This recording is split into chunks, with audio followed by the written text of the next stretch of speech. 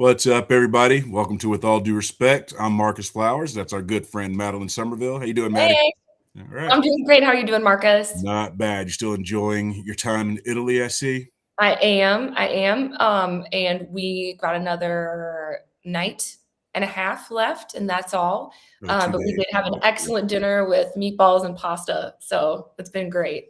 Let's just go ahead and call it 2 days. You got 2 more days in Italy Yeah. before you got to come back here. Hopefully the weather picks up. It's kind of nasty here right now Is in it? Georgia. We're expecting some tornadoes and everything, but Oh hopefully yeah. the weather will be nice for you when you come back.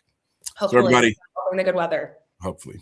Yeah. Fingers crossed. This is a show where we cut through the noise, call out the nonsense, and actually talk about what's happening.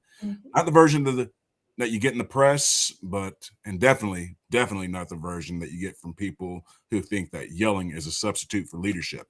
Every week, we bring you real conversations with people who are out there in the fight, candidates, organizers, experts, folks who aren't just talking about it, but out there actually doing things and trying to make things happen. Mhm. And then we break down the news, headlines, because let's be honest, this news cycle right now, it's crazy. War, politics, culture, it's all colliding.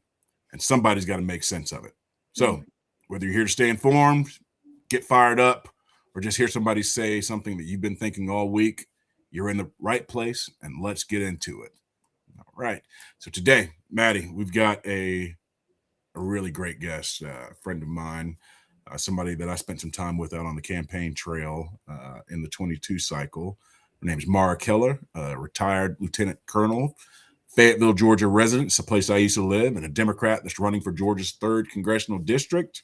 She brings a strong background in military service, veterans advocacy, and community-focused issues like jobs, healthcare, and reproductive rights. Welcome to the show, Maura. How are you? Good. How you doing today? Oh, I'm good. It's good to see you again. Welcome. It's been I think I saw you last at the Carter Lewis dinner for the party. That's right. Seeing you there. Full disclosure, Maura is one of our HTL endorsed candidates. She's running for Congress in Georgia's 3rd. So, spot on. I appreciate you guys. Thank you. Excellent. We're happy to have you, Maura. Let's dig right into it. I want you to give a real short spiel and tell people who you are and where you come from and Okay. Well, my name is Maura Keller. I am a retired Army Lieutenant Colonel. I'm 26 years. Now, I started off as enlisted as a military police and worked my way up. I then worked about 10 years for the Undersecretary of Defense for Personnel and Readiness. I was a strategic analyst, so I was a forward thinker. And then went back to school, got another degree, and became a nuclear medicine technologist. And so I worked at various hospitals in the area, but I ended up where I wanted to be, and that was the Atlanta VA. And that is the reason why I decided to run for Congress. Now, I'm originally from Massachusetts, so I've lived here for 30 years. This is the longest I've lived anywhere, so I consider myself a Georgian. I am a wife. I have 4 children, numerous rescue dogs, 2 grandchildren. So that pretty much sums me up. Well, Maura, you've called your life a testament to hard work and helping other people. I've heard you say that. So tell me about how growing up in Massachusetts, what that was like and how that shaped your drive from an early age. As the oldest of the family, you always got the responsibility to take care of things and take care of the family. Likewise, oldest. Okay, so what that's like. And then, back then in the 60s and 70s, when there were times that were hard, where you had to kind of figure out what you're gonna do with your money. My family, it was like sometimes paycheck to paycheck. For me to go to college, I was working 3 jobs. So, you learn responsibility, and it was the military that I decided to join to have a better life. And it was probably the best thing I've ever done. What inspired you to join the military? I'd love to know. I think it was because I was working 3 jobs, and I was a criminal justice major, and so wasn't everybody else. And I thought by the time I graduate, We're all going to be looking for a job when Yeah. I could join the military, get trained and paid while I do my job, Yeah. and work my way up. And as a female going in, I was one of the first co-ed groups to go through, and Awesome. they didn't know what to do with us. And Oh, yeah. so when we talk Doing about something new in the Army for the first time, I can tell you that's painful.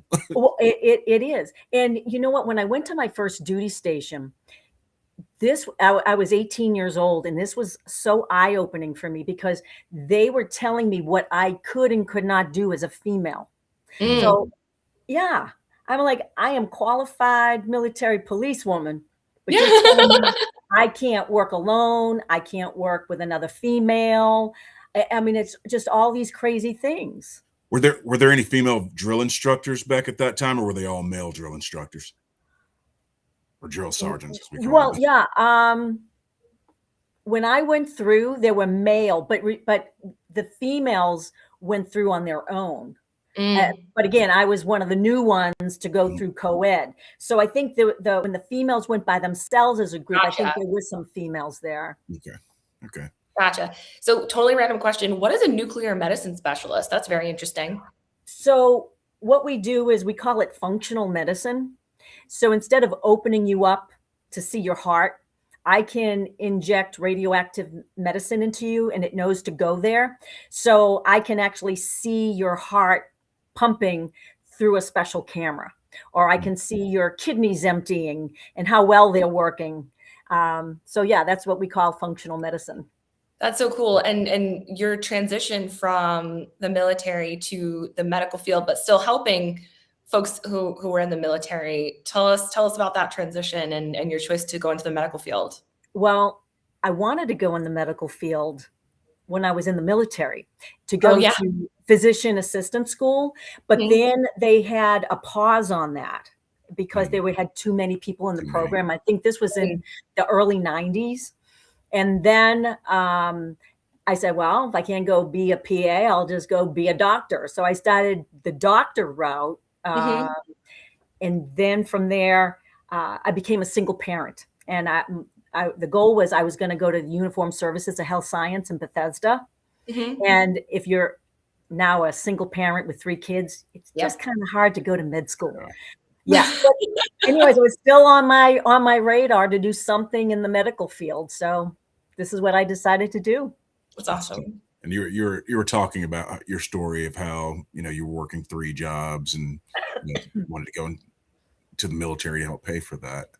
For me, it was very similar. I joined right out of high school, the reserves, so I could go to school, and do my weekend warrior thing. But 2 years in, I'm working 3 jobs just to try and stay in school. And so, I had to go have that tough conversation with my unit and say, hey, look, I'd like to switch over to active duty because this is a lot, and our dynamics were very, very similar. Grew up poor, oldest, and it was tough, back then trying to pay for it all on your own. So, but these are things we don't forget. Yeah. And that's the good thing about us is no matter how our life has gotten better or improved, we never forget, where we were, because then that allows us to understand people. Exactly. I think that's really a great combination to have and unique, because when you are running as a Democrat in Georgia, I think you can still be trusted by people who wouldn't necessarily trust a Democrat, right? Yeah. Because they'll look at you and not just by your resume, but by the way that you're telling your story and you're carrying yourself. I'm a responsible human being, right? Because Trump did such a great and terrible job of convincing Americans that Democrats were just crazy, right? That we're all just crazy. And I don't know if anyone can look at you and say, yeah, she's crazy. Like your track record of responsibility just isn't going to fly with that kind of rhetoric. And so I appreciate somebody who, have you always been a Democrat? Did you switch sides? Were you a Democrat in a Republican family? How did that work? Well, more of my family, I think, is Republican now. But growing up in Massachusetts, we were more, I guess, independent. We always looked at the person. We looked at their character, their integrity. What did they stand for? Yes. And I am somebody that truly believes your word is your bond. That if you give somebody your word, by God, you do everything that you can to honor that. And if you can't, you let them know. You look at, but again, I learned to look at people smack dab in the eyes, because that's where the truth is. You know, my NC. Okay, so as I became an officer, again, females weren't mentored. Men were told, this is the schools you got to go to. These are the positions you have to hold. These are all the things you got to do. I thought about that. As a female, I was left to my own device. So I'm looking at people identifying traits that I thought would be good. And it was my Vietnam vets that took me under their wing. And they told me, we're going to give you 2 bits of information. Number 1, never forget where you came from. And number 2, always remember that the decisions you make or don't make are going to affect that soldier in the field. And I'll tell you, that has been my North Star my entire life, whether I'm doing my taking care of my soldiers, doing my patients, and now the way I look running this for Congress in my district is any decisions I make are going to affect people. I mean, to me, that's the stump speech. Like, I don't even need to hear anything else. You know what I mean? Like, just what you just said is so powerful and meaningful, and something that very, very few people can say, and even fewer can say and mean, you know? So I love that. And it gives me great confidence. I love it. I had an old Army buddy who lives in Peachtree City give me a call recently because he saw an article that was written, and he said, you know, I got his vote, and he is Republican. I love it. But he said, it's because I served with you and I know who you are. You're not. And he said, you're not that crazy leftist. And so I said his name, and I said, so what are you going to do to help me reach more people like you that will sit down so I can let them know this is who I am. You know, I'm not beholden to a person, a party. I am beholden to the people I'm supposed to represent. Yeah. And that's, again, music. As you tell these stories, Maura, I keep hearing these parallels because I've heard from friends back when I ran and we were out on the campaign trail together. You know, I'd hear from friends who'd say things like, you know, people that I'd served in Iraq and Afghanistan with who'd say things like, yeah, I wish you weren't a Democrat, or I wish you were running as a Republican, or I wish you were running as an independent because I know who you are. You're not crazy. Right. It's always meant to be a compliment. Yeah. But that just speaks to the brush that Democrats get painted with, you know. And what you just said, I was at an event not too long ago. It was a zoning committee, and you know, a lot of the older military, they had their hats on, and so I was talking to them, and we were having a great conversation until he said, "What side of the aisle are you on?" And I said, "Well, I'm on the Democrat side." He said, "Do you know you'd win right now if you would just turn and become a Republican?" And I said, I couldn't. I said, "But you just talked to me. And just because I had that D by, you know, I'm not going to change whether I had a D or an R."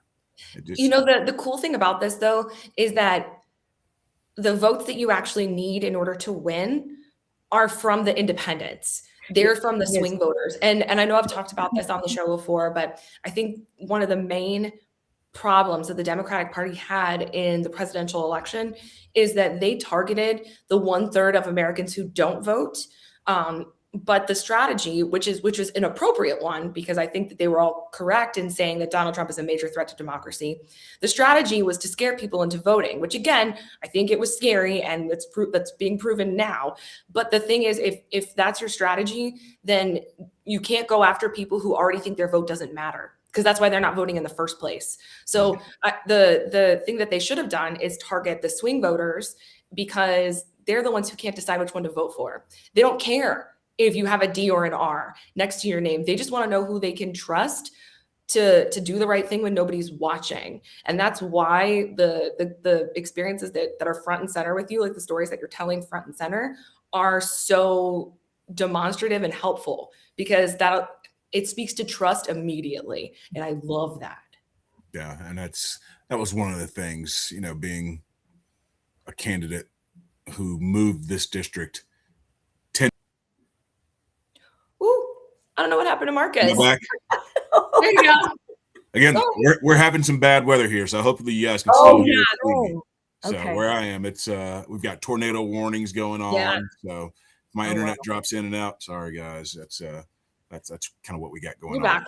So that was bad. But like what Marcus was saying when he was on the campaign trail, and I'm sure he found a lot of these people. When you're in rural areas, because the rural areas, when we say they have been forgotten, we are not lying. Yeah. It's true. And when they say, I've lived here 20 years, 30 years, and you were the first person to ever knock on my door.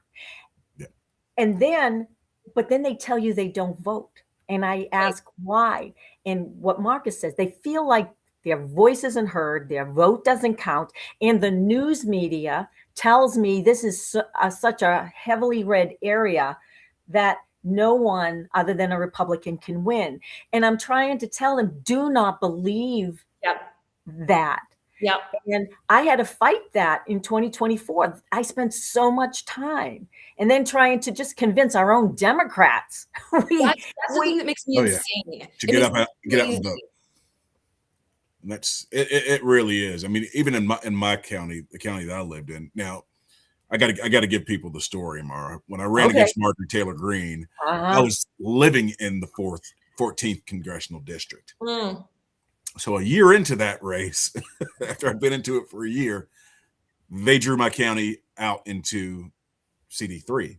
So they drew me out literally while I'm in the middle of a race. Wow, that is frustrating. I got their attention, which was good. So, that's obviously they felt threatened. Yeah. And were you in Harrelson? I'm in Harrelson. Well, I was just going to say, thank you. I wish you stayed up there because you gave me more red. Gave me more red. This town's about 85%. Yeah. But I think different. I think Marcus is frozen, but I think slightly different from the years before, like in 2024 versus now, is that I think that there are a lot of Republicans who are regretting their vote. And I think that there are a lot of people who thought that they would give Trump a chance because their family or friends did, and they were in a red area and that was their influence, right? But because otherwise they would have been independent or something like that. They gave Trump a chance and they were disappointed. And that a lot of people in that group is Gen Z people. And I tell people this all the time. I know people are frustrated with Gen Z people. They're going to save us because they care about the moral direction of this country. Like, they may not know how to get up at 6 a.m., but they care about the ethics of the country deeply. And that matters. Like, and so they're not going to care whether you have a D or an R next to your name either. And I think that's why they gave Trump a chance, was because, we heard the news media was not to be trusted. And so I'm just not going to listen to that. And on principle, because I'm frustrated with that, I'm going to vote for the person they're telling me not to. And I think that they got a rude awakening when they saw, no, actually this all got twisted and you got sucked into that and that's not your fault.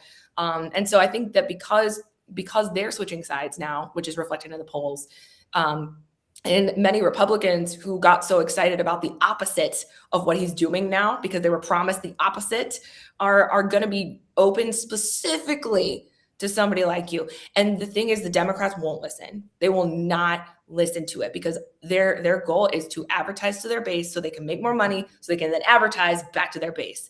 And that's the whole trajectory. So I completely agree that it is so frustrating trying to convince people who should be on your side that it's like, no, I'm telling you, my full heart is in this and I can feel and I know based on both statistics and common sense that this is the right thing. So totally agree with you there. Yeah, sorry, I lost you guys there for a little bit. That's going to happen. No, totally. And I've got other fun questions. So tell me your I got two questions that I always like to ask. So I'll start with this one. What's your top issue? What's the issue that I know you care deeply about veterans, and that might be it. But like the one that made you want to run, if there's something in particular that happened, like your top one or two issues. So definitely veterans. When I was at the VA, and again, Marcus, whenever we see an issue or a problem, we don't look the other way. We come up with the solutions and we present them. And it's not like I'm just going to drop a problem off and walk away. We come up with, this is how we can make it better.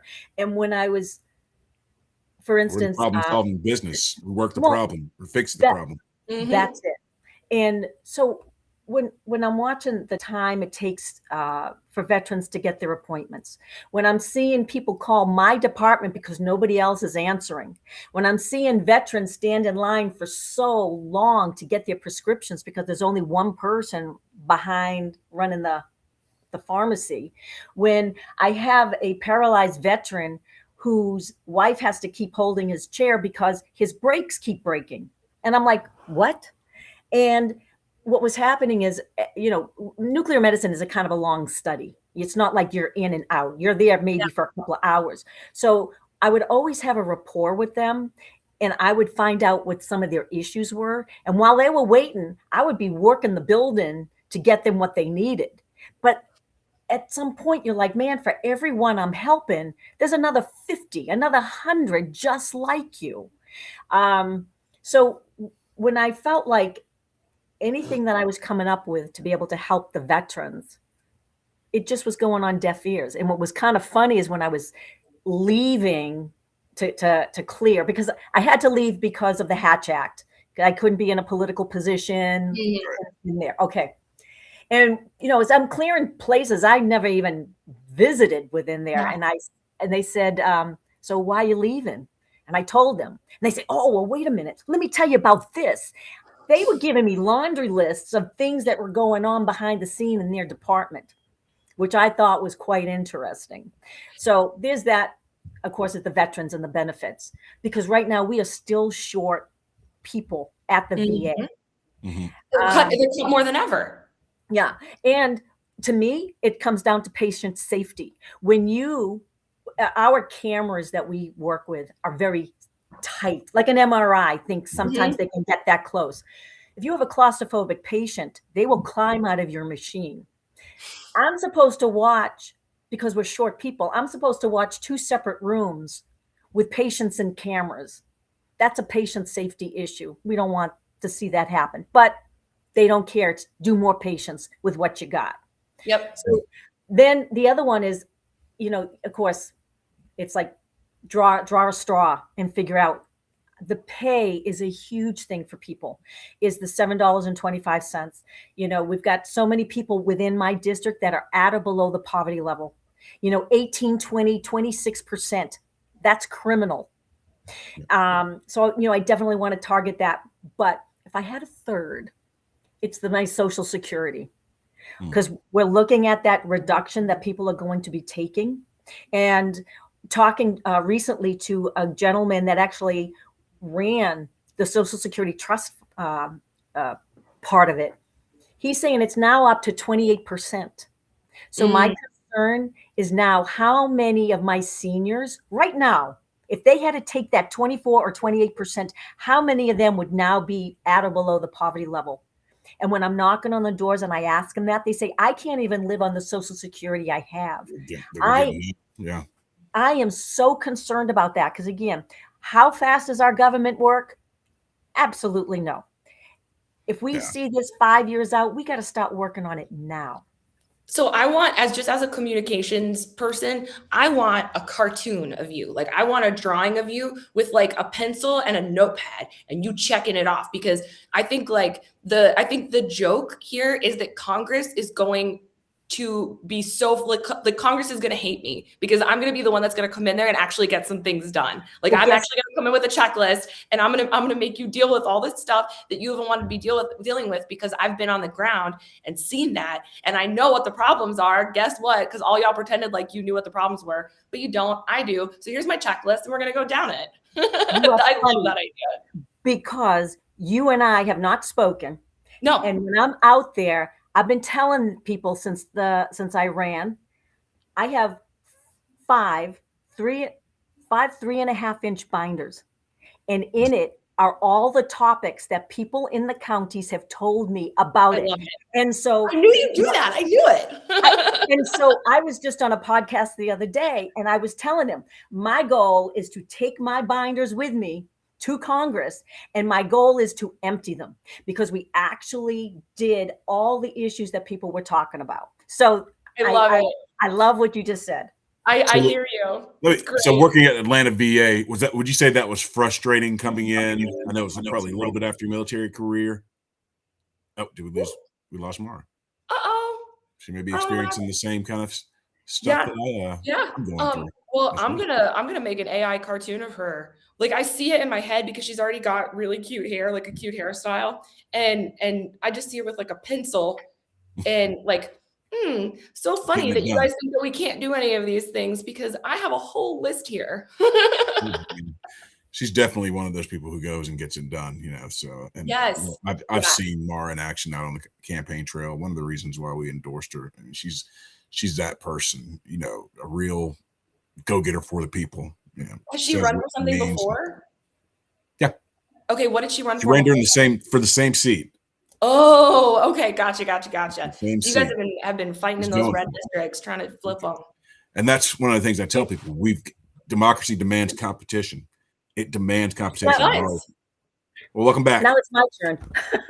It's your turn. This is some serious weather we got going on here right now. You were talking about. Let me get back to the question. Go ahead. Yes. So back to the question. Okay. So I was asking, you know, working at Atlanta VA, how frustrating was that? You know, encountering issues up close and personal with veterans, you know, their issues every day, having that Army mentality of we fix problems, but now you're dealing with a whole bunch of the minutia and not minutia, the what's the word I'm looking for? Details or running that gauntlet of policy and regulations that you have to go through in government. How frustrating was that for you, making that transition? You know, seeing a problem, wanting to be able to fix it, but your hands being tied. That's more, you know. Well, so this is you know, when I told you what my Vietnam vets taught me, right? There were two things also that I learned. My soldiers knew not to say to me that it can't be done, and that's the way we've always done it. Because if you've been up at the Pentagon or in any unit, you will find the people that have been there for so long, and that's their mentality. That's the way we've always done it. It can't be done. And that's like nails on a chalkboard for me. Yeah. So that's what we have to look at. If it can be changed, we have got to change it. Love it. Mm-hmm. And that's the biggest, we talked about this in the last two shows. The thing that I heard, because when I interned in the State House for Stacey Abrams when she was the leader, that's all I heard was, yeah, it would be so nice if we could get that done. It would be so nice if we could do that, but we'll never get it done because we're not in the majority. It's never going to happen. And I remembered thinking, if I ever come back to this place, it's going to be with a different attitude. It's going to be with and I know that, you know, people look at us like, you know, we're like Leslie Knope from Parks and Rec or whatever, like we're the go-getters but that's who gets stuff done. Yeah. Marcus and I would be the type of person, we'll get that bloody nose over and over again. And just keep fighting. Yep. That's it. You just keep it up. Love it. Yeah. And I'll say this, Maura, you know, both of us know you're in it right now actively, and it's why I support you. But we both know that campaigns are not on anybody's bucket list, and you know, you'd rather be doing anything else with your life. But what flipped the switch for you? What was it that made you decide to step into politics, step away from what you had to do? You talked about Hatch Act. I worked for the government too. Mm-hmm. January 6th was that day for me that I was like, okay, I got to serve in a different way. What was it for you that just, you know, made you decide? I mean, because you've served a distinguished career in the military, you know, you got out, worked with the VA, you've earned all of these degrees. Mm-hmm. What made you want to do this? It was Serving when this I, way. yeah, it was when I couldn't get the leadership to listen. I was thinking of all the avenues. It's like, who else can I elevate this to? Because then I'm going to just get another layer. So I'm the type, it's like, let's just go right to the top. And I see they would have to talk to Congress. But it was like the issue of that veteran with the broken, every 3 weeks, his brakes in his wheelchair would snap because they're plastic. Or and the other one was, I had a female, she, those walkers that you can actually sit on. Yes. Yeah. So Turns she had around one and of has a them. seat. Yeah. And what she's doing is she has to look behind herself as she's pushing herself backwards. Oh, wow. And she has been waiting for one of those motorized wheelchairs. And when I started working the building for her, I said, what the hell, guys, where is it? Oh, well, the doctor said he called and it didn't do this. I don't give a crap. Yeah. She needs this. Yup. That was Love it. that was the breaking point for me, because it takes me over an hour to an hour and a half to come from Fayetteville to go through Atlanta traffic to get to the VA. So I get to drive that in the morning and then at night. And so I'm just talking to myself. And so at some point you have to say, that's not going to fix anything. Right. So that's why I decided to run for Congress. That's the natural, to me, that's the natural progression to getting involved in politics. Like, it shouldn't be like it is in so many cases where people are like, well, I think that looks like a cool job. And so I'm going to figure out what people care about. And so now I'm going to look at the polls and figure out what they care about so that I know what I should say. And instead, right, I did everything that I could do with the position that I have. And now I know that I actually need to be the one that's in leadership, because none of the people who are in leadership are making the appropriate decisions that the people need. So I guess that's my job now. And that's just the natural way that it should happen, I think. No, and I love that. Well, that's a little bit different from mine. Mine was more of I did it a little bit out of just anger at where things had gotten, which is fair. Some righteous indignation. I mean, I'd seen it coming. I'd seen the white hot rhetoric, and at that time, again, I worked for the federal government. I was at DOD for years, and enjoyed the job and compliance. So, it's making sure that contractors did things right. Yeah. Or the way they were supposed to be done. But when I saw that, I was like, okay, it was enough. This is it. We'd watched George Floyd, we'd watched, them attacks on, voting rights and Trump getting in. And I'm like, okay, enough's enough. I got to do something. So that's what got me there. And I love the fact, Maura, that it was seeing people suffer. Yeah. That got you to that point. And I'm sure it just, it was the frustration and the anger that builds up over that, seeing like we could do better. And we can do better by our veterans. That's always been one of my biggest issues. Yeah. I've got a brighter question to liven it up, make it a little happier. I love asking people this question. What is your favorite thing about your district? What do you love about it? I love, the rural areas are beautiful. When I'm driving all those back roads, it is so peaceful, so calming. It's absolutely beautiful. And that just, I don't know, it just makes me happy, because you go and buy a farm, it's like, wow, I can't explain. I can't put it into words, but it's a feeling as you're driving, and it just makes you feel so good. Like you value it inherently. Yeah, very much so. It's beautiful down here. Let me get you to say a little bit more on that. I mean, you've been down here almost 30 years. Yeah. Now in Georgia. So what's a story from? It could be from your past campaigns or whatever, or just being down here for this long, that made this district or this part of Georgia feel like home to you finally. When we were deciding, do we want to live here or do we want to go someplace else and put our retirement roots down. Because initially I loved Colorado. When I was stationed there, I thought we were going to go back out there. And, we had looked at some places, and then it's like, well, you know what? I like warm weather. Let's look at Florida. So, of course, we went down there. But every time we would go, we would always compare it to what we have here in Georgia. When you think about you've raised your kids here, and my grandkids were born here, it's like you have something to compare it to, and nothing compares to this district. I love that. So Really unique. same house. We're not leaving. We're here. This is home. Yeah, I mean, that's, again, I keep coming back to everything you say. Just reminds me of, because I could have stayed in Texas, I could have stayed in Oklahoma, I could have stayed overseas, but I went out into the world, and I keep coming back in. Georgia's. I love Georgia too. I really do. So. And I did not think you were old enough to have grandkids, by the way. Oh, thank you. Appreciate you.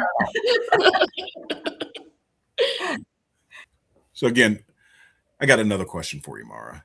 Okay. So you've always emphasized having nothing to gain and everything to give, between your veteran status, healthcare background, and leading with accountability. Why do you think you're the perfect person to represent us in Congress in Georgia's Congressional District 3? One question that people will keep asking me, and that is, how do we know that when you get to Congress, you're not going to be like everybody else? You're not going to be like the status quo. You're not going to do what the party tells you. And for the longest time, I didn't know what to say to that. And I would just say, well, that's just not me. Well, that doesn't hold anything, because I'm sure everybody else said the same thing. So it's like, how do I tell somebody that when I say I'm going to do something, this is it? That they can trust you. So when I go back into my military career, and this is the story I'm starting to share. I went to one of my units, and illegal activity was going on. I was 8 years in. I was a first lieutenant. I was a single parent of 2 small children. Nobody is saying anything about what is going on. And I could not look the other way. So I went to the IG to report this. And by the time I was done, he says to me, who do you think they're going to trust? The colonel or a lieutenant? And I thought, well, geez, I just saw right before my eyes, I saw my whole military career just burst into flames. And he goes, oh, and by the way, that colonel, I think I know him, and I think he's a great guy. He's like, okay, so are you ready to make the complaint? And I said, no, sir. And I left. But let me tell you, internally, I fought myself for that whole entire week, because that's how I was brought up, was you do the right thing. And it fought against my own self-preservation. So the following week, I found a different IG and I reported it. But let me tell you something, the retribution that followed my career for years, the anonymous phone calls, anonymous letters when I was going to brand new units, when because of their association with law enforcement, they used to talk about how they planted stuff on people. That always was in my back of my mind, that I always had to check my vehicle for just in case something happened. So I had a lot to lose. But I still did the right thing. And the way I felt was, I'll go down in flames as long as I know I did the right thing. That is who I was, and this is still who I am. So if Maura has no filter. Once you know me, I hear that. I love it. Okay. So I will never tell you what you want to hear, because that, again, going from a military standpoint, if I was talking to a general officer, which I briefed the Joint Chiefs of Staffs before, if I give them what they want to hear, a soldier or somebody's going to die, because I am not giving them all the information that they need. So I will never tell you something just because it's what you want to hear. Maura's always going to tell you the way it is, because I know what my job is, and it's to represent the people of the district, not the person, not the party. So it's those core values, that you learned in the Army, even when they didn't work for you: honor and integrity. And that's why I got the what do you call it? The Douglas MacArthur Leadership Award, which is for duty, honor, and country. That's it. Here's what I want. I want a cartoon of you holding your binders, right? And you're smiling. And then I want bubble letters above it look like this that says Congress is going to hate me. That's what I want.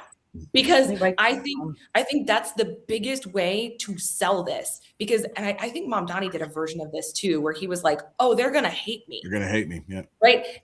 Or like, I'm going to be their worst nightmare was what he said. Until they get it. I'm going to be their worst nightmare. Because, until they get it. Right. Being an NCO and coming in as a leader, I'm used to stepping into new positions and people hating me. But I love it, because the thing is that nobody trusts Congress. The point is that they're asking you, what are you going to, how do I know that you're not just going to be like everybody else? And you're like, oh, Congress is going to hate me. They're not going to like me at all, because I'm the exact opposite of what everyone else is there. Because I don't care what they think of me. I know that I'd rather just be able to lay my head on my pillow at night and sleep well than please them. Right. And by the end of that conversation, if somebody still says to you, but I can't vote for you because you have a D next to your name, then they won't be able to sleep at night. Like by the end of that conversation, like there's nothing you can say back to that. And I don't know. I can see it in my head. Like I think it could go viral. I love it. My dad always would tell me, can you look at yourself in the mirror at the end of the day? And if you can't, you better evaluate your whole day and see where you messed up and how tomorrow is going to be better. So again, I'm not a complicated person. I've been able to pick and choose small things that have big impact as to who I am and how I can relay that to the people of the district. I love it. I do too. I mean, and again, from our days together on the campaign trail, Maura, I got to see that passion firsthand. And I was in awe of you. So, I appreciate that, sir. Thank you.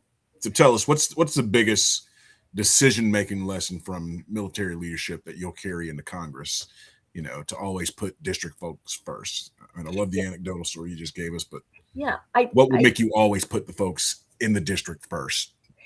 Is, letting them know that they have a seat at the table. Because you know what? I can't, if anybody goes into Congress saying that they know everything, we're in trouble. Yeah. I know military, I know, what it's like to struggle. But when you talk, so I'm working with this group that's teaching me the federal budget, and I'll hear blah, blah, blah, inflation, blah, blah, blah, inflation, blah, blah. And I'm like, I'm getting better, but you know what I'm saying? But it's the smart people. It's when you find those smart people that you trust that won't, again, tell you what you want to hear. Those are the ones. That's it. Those are the ones you start finding and lining them up. The farmers.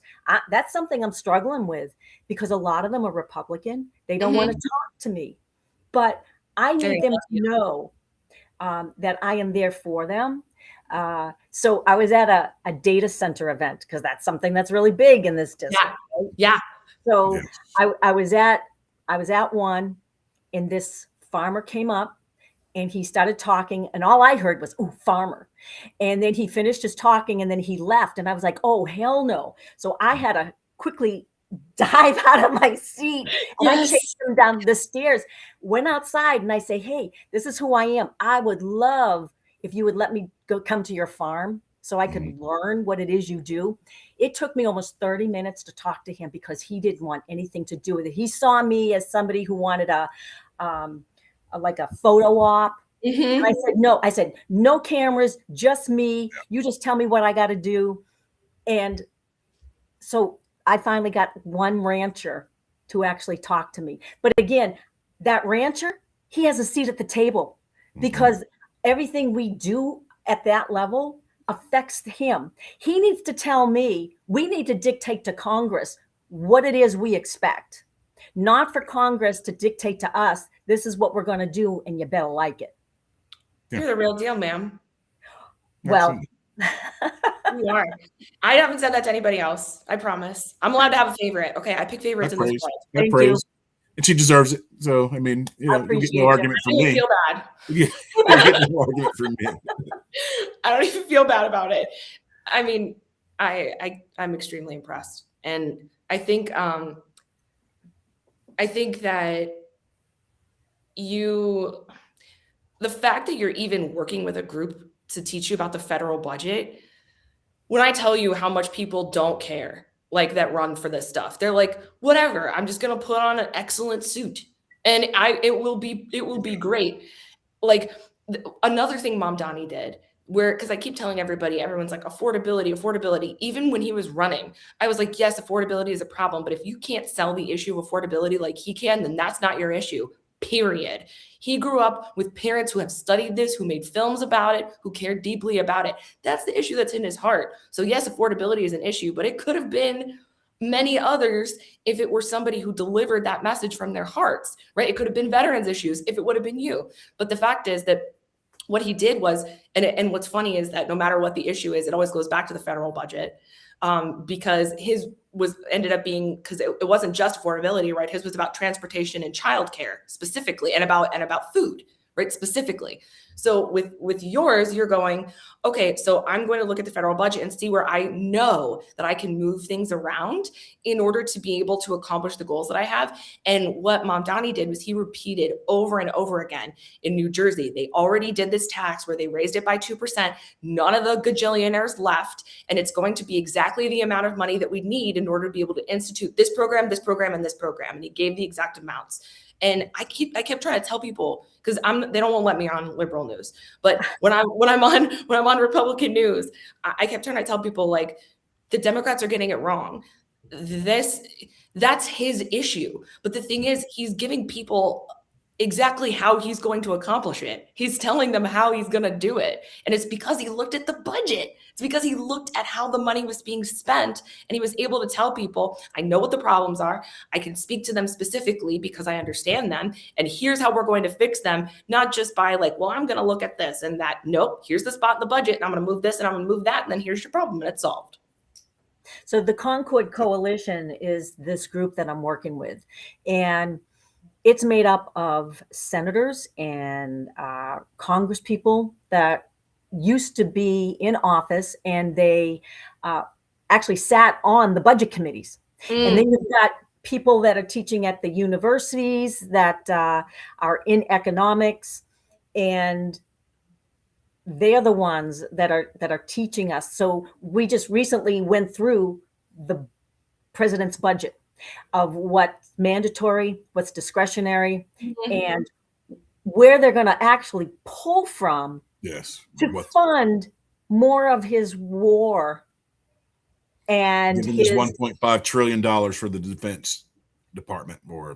And so all the things that are going to be taken away, that are already stripped down because of Doge, things that have been dismantled and so on. So yeah, we need to do a better job with our taxpayers' money, because it's their money and we are screwing with it. Yeah, absolutely. And really the job of a member of Congress is just try and recoup some of the taxpayer money from their district, put it back into their district. Right. Kind of well, big yeah. part of the job. That's bringing it. home the bacon. What money can I bring back into my district that you've already paid?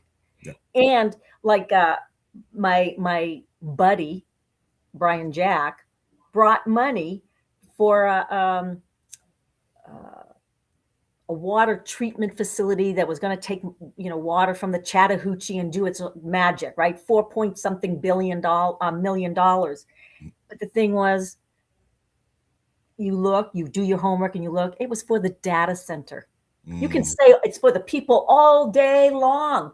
So basically, you taxpayers just help this data center with your money. Get rid of your water. But he's going to tell you, I did it for you. No.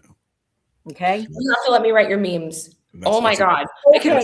I could write like 50 memes from what you just told me. I'm like, there's so much good stuff that you've identified already. There's just, yes, it's full of opportunities. So Maura, if candidates or people or voters are wondering, does this candidate really get me? What do you say to them in return? It's a short story that you would give them to demonstrate, I get you here in this district. Yeah. Well, You're again, I'm you. It depends what the story is. And then if I can find that story to say, hey, I remember growing up in that happening. And, even though I grew up in the 70s, it's still relevant in 2025. What the hell?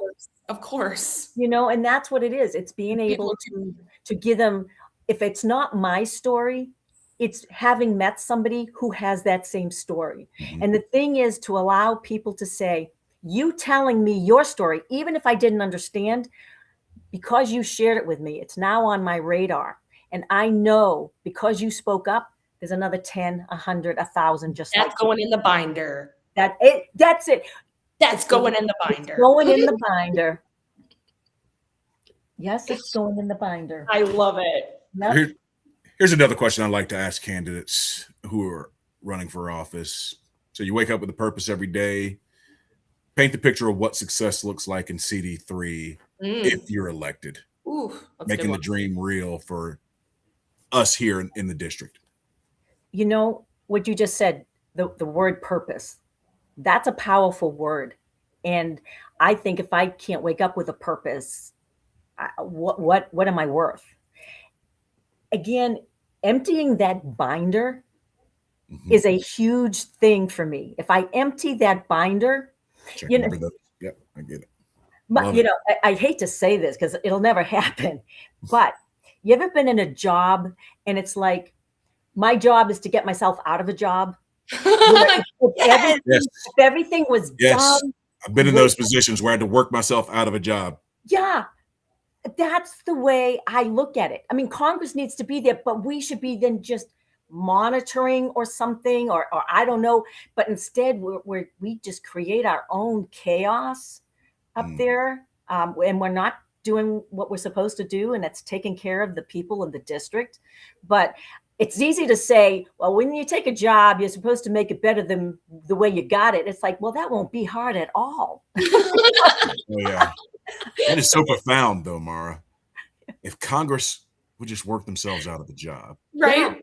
Fix all of the issues that people and the pain that people are feeling, because they can do it.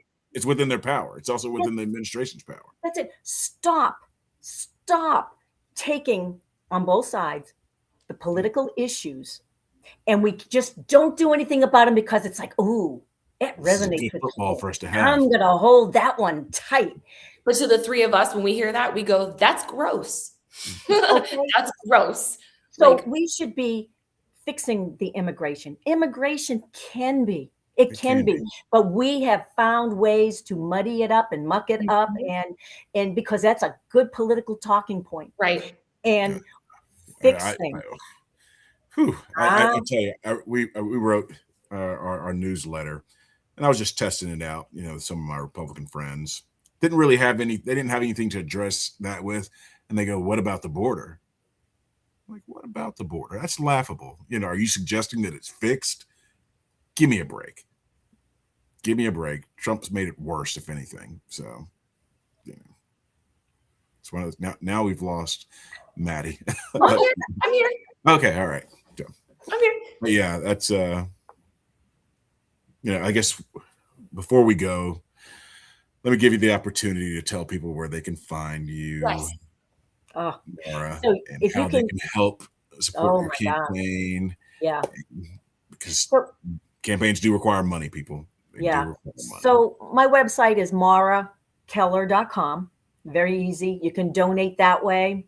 We're very, very fortunate. We just hit the $100,000 mark for raising. And for other candidates, congressional candidates, that's hard to reach. Okay. It's not PAC money. It's not corporate. It's not lobbyists. These are all the $3, the $25. That allows us to put gas in the car, to be able to go through all 15 counties. It's the ability to reach people. And I want them to know that those dollars are real. I'm being a good steward of it. But yeah, it is hard to raise money. And so whatever you can do, that is definitely helpful. We have support, and this, Marcus, the party doesn't support us. What's very, very frustrating is when through data, if you had a little bit of support, where your return on investment is and where you can really make a difference. To have somebody say, well, if you have that viral moment, we'll take a look at your race. How about you take a look at my race now without the viral moment? It's for me, and yeah, I did get those viral moments, but I was also running against a popular foil. Right. Brian Jack is one of those guys who's not doing anything, helping anybody, but he's kind of keeping his mouth shut. Look at the fact that he doesn't draw a whole lot of attention, and it's not sexy, but it's not helping people. Yeah, no, I totally hear you. No. Guarantee you, I don't feel anything that he's doing in the district, and I live here. He's my representative. And that's it. I'm not proud to say that. And he's as dangerous as Marjorie, but he's quiet. He's quieter. He's quiet. He's not in your face with it. Nope. So, but yeah, any support, because this is a definite grassroots campaign. We know that we can win it. We can't win it with just the Democratic voters. We do need to reach the independents. We do need to reach those common sense Republicans. For them to know that I am willing to sit down. Are we going to see eye to eye on everything? No. But what we do is we come and we say, what are we common? Take that away. Where are we different? And how do we somehow come up with something together? I'm willing to do that. So we all win in the end, and not on us, not on them. We get what we need out of this. That's it. We're already in early voting. Maura does have a primary. That's right. May 19th is election day. Early voting has already begun in Georgia. Primary season here. It ends in May here. In some places it goes until at least August, but no, thank you. Yeah, that's because we're going to have a big runoff in June. I'm sure there's going to be a lot of. Yeah, there'll probably be some runoffs for the governor's race. There'll probably be a runoff. Yeah, I don't see anyone clearing 50% there. No. So, although I do, just as somebody who does pay attention to ads and communications. Watching, like, I hate whatever his name is that's running against Burt Jones, and I also hate Burt Jones.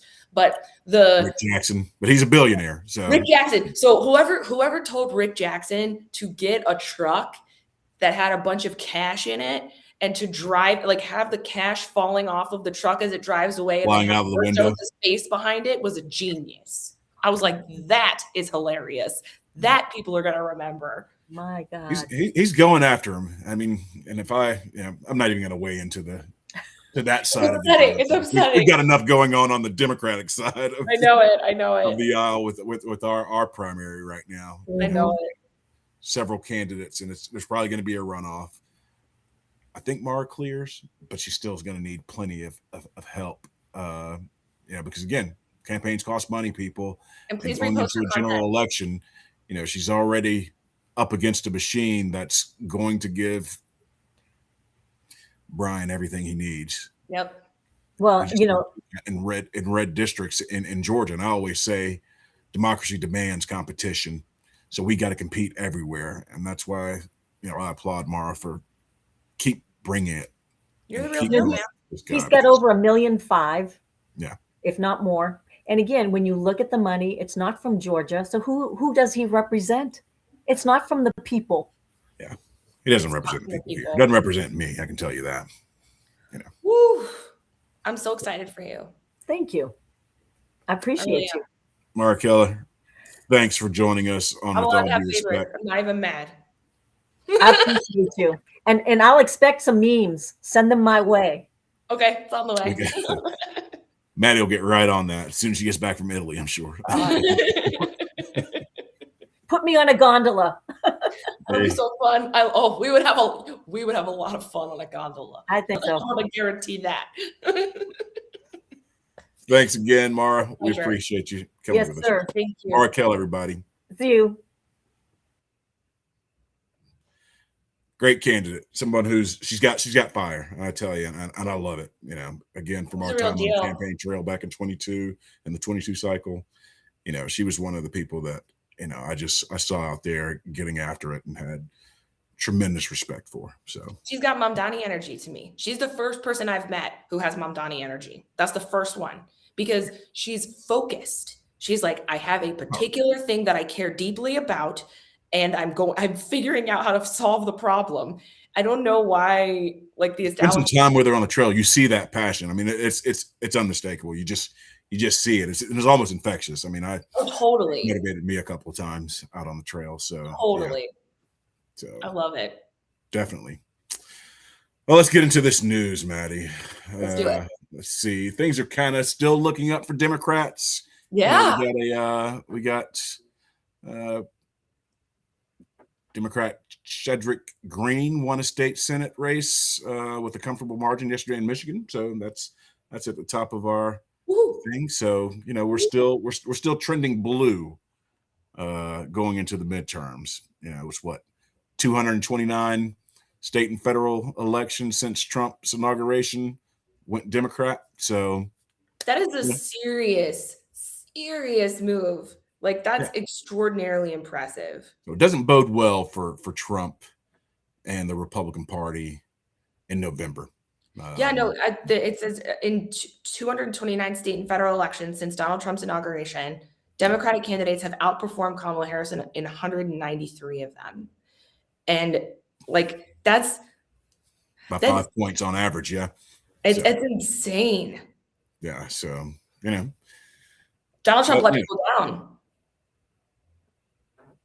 Which is why it's so upsetting what the Supreme Court did last week with the Voting Rights Act. Last Wednesday, I think while we were on, the decision was coming down. Yeah, I think that's right. So when I was in the state legislature as a speechwriter, I was there for our redistricting session, which was in late 2023, like November, December 2023. And so I had to understand what we were doing. And as a lawyer, I was able to read the opinions from the federal judge that came down to understand how and why this was happening. So basically, the point of the Voting Rights Act was because, right, everybody knows how gerrymandering works, right? Yes. So the point was because people who had control over the maps would go into minority neighborhoods where historically, like, neighborhood, and it was actually specifically just dedicated to Black voters when they were historically congregated into one area within a state, throughout the state, and they would draw lines between the neighborhoods on purpose so that they could try to, the phrase is dilute, the word is dilute, try to dilute the power of the monopoly. Cracking and packing districts. Yes, exactly. So that's the deal, is that they would split it so that they could dilute the power of the minority vote, because everyone knows that one vote by itself is, I don't want to say like useless, but it comes in a package. It comes as a part of your community. And so your community deserves a voice. That was the entire point, was because it was already a problem. The judiciary doesn't act proactively. Okay. Yeah. It responds to problems. You have to have a problem first. So the problem was that minority voting power was getting diluted, and it was a problem. And so that in and of itself was racist. And so the courts decided, okay, well, we can't let that happen. Well, what just happened this past week was that the courts decided, actually, it was racist to deal with it in this way, that it was somehow a reverse segregation to say that, you know, we need to not split people up in that way, that they're just like everybody else and we can split people up just like everybody else. And my brain can't even process that level of BS. I was listening to Cheryl and Ifill on Jon Stewart the other day when she was talking about it. It's my favorite. But if you look at it the way she explains, and it was brilliant, that there were 79 Black state and federal legislators previous to the Voting Rights Act. And then after that, how many are there? Right. Like more than 1,500. Right. It was needed. It was needed. It was needed. Absolutely. It was needed, and it served its purpose, and it was the right thing to do. But going back and taking away, and what this effectively did is they made that bar harder to reach, or to prove that you have to prove that it's racist. You have to prove that it's racist. When, again, like just as you said, it was inherently a racist issue to begin with. And that's why they had this in place. It's just like DEI. It's the exact same thing where it's like, no, we had to institute these things because the corporate structure in our environments was inherently racist. And so we had to have this in order to undo that. And you taking that away is just going to bring it all back. Like, I'm not sure why people think that it's any different. Here's the cherry or the icing on the cake. John Roberts was on the other side of that argument back in the 70s when he was a young lawyer. So this is something, this has been a bee in his bonnet, I guess, since day one. And now I guess this is the culmination of his life's work, getting rid of the voting rights. Well, that makes sense why they wanted him on the bench.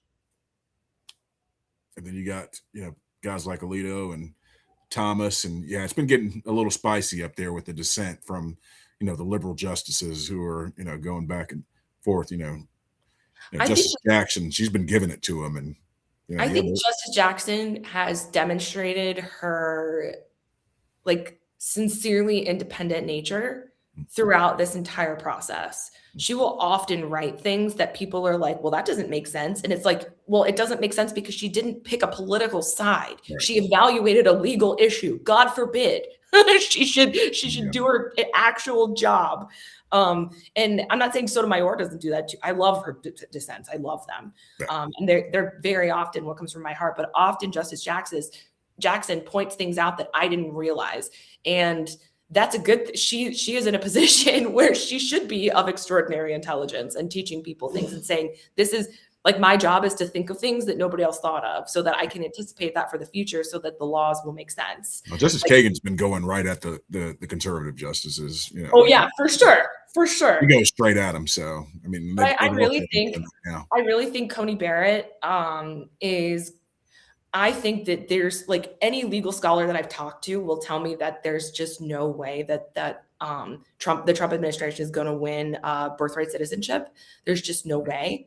And so I would have thought they would have never gotten this far with the Voting Rights Act. Right. I mean, they keep overturning precedent over and over and over again. I think what's happening, saying they're not doing it. Yes. But I think what's happening is that I think they're giving him the Voting Rights Act because they're not going to give him birthright citizenship. I think because I've seen judges do this where they split the baby within a trial, because there's constant decisions you have to make within a trial, just like there's consistent decisions that the Supreme Court has to make throughout their term. And they will split the baby if it's the same people that they're working with because they want to give the perception of fairness. And just legally, there's no reasonable way that you can see the law any differently to rule in Trump's favor. There's just no way. Yeah. I mean, you would think that it's, the Constitution is one of the few times very clear. Right. So, But I understand your skepticism fully. Yeah. And I can't put anything past him anymore. I just can't. No, totally. I get that. I just can't, all of that talk of stare decisis, turns out I didn't even know what meant before, and precedent and things like that. And then to just overturn precedent, things that you would think, or that I would think as not completely as a compliance guy, I did have to do a lot of case study, to keep the government from getting sued. So I had to know how to be a lawyer a little bit. You know what to look for. Exactly. So, so I did understand it a little bit, but this Supreme Court, I mean, you can't say anything other than they're an activist Supreme Court at this. Period. I mean, that's it. The majority, anyway, are bought and paid for. Oh yeah, of course. All the scandals and ethics things, it's definitely time for some reform. It's embarrassing. Go ahead. I was just saying it's embarrassing. It is. It is. Whoever's the next Democratic nominee, they should be someone who's talking about reforming the Supreme Court, fixing everything that was broken, putting it back into place, making sure that our elections are secure. I mean, just look at what's going on here in Georgia right now, where DOJ is trying to get the names of, or get subpoenas for the Georgia names for the Fulton County election workers. It is nuts.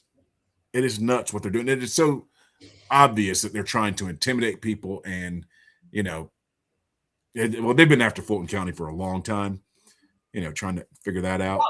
But and what's crazy is Sarah Tyndall Gazal. She was on the election board in Georgia. Universally trusted. Republicans, Democrats, Brian Kemp, I don't care who it was. Everybody trusted her. She was like Maura, like somebody who she's gonna tell you the truth, period.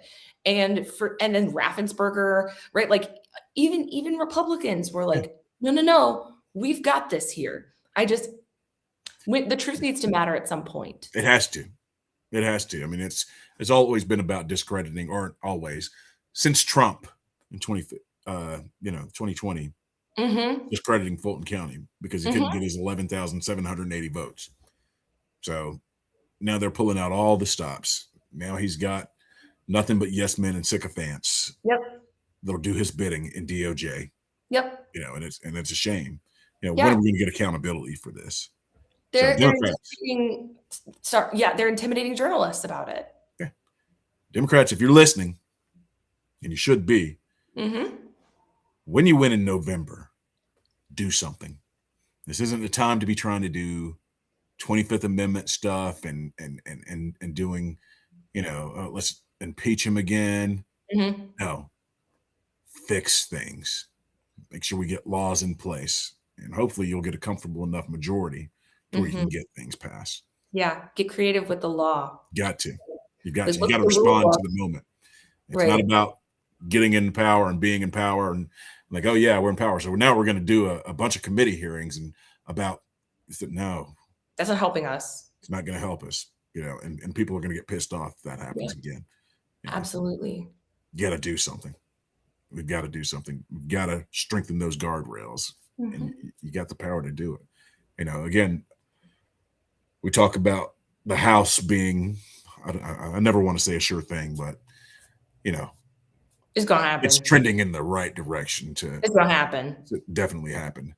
But now I'm thinking the Senate could still be in play. Could be. I think so too. I do too. Yeah. Definitely. Yeah. Well, this is a wonderful episode, Marcus. Thank you so much. As always, it's always fun. When we get these great candidates on, Maddie, and then we also get to talk about the news a little bit. It's always fun. And I guess we can stop it here because we're well over time right now. But that's what happens when you get excited. You get candidates and you go on, and we haven't touched all the news, but I think we've touched enough for today. So with that, everybody, it's Marcus Flowers and Maddie Summerville signing off from With All Due Respect. We had fun with you. Join us. Remember, support our candidates, support HTL.com or HTL.org. Go to our website to support our candidates that we've endorsed. Go to Maura's website, support her as well. And with that, thanks for joining us, everybody. Godspeed. Thank you.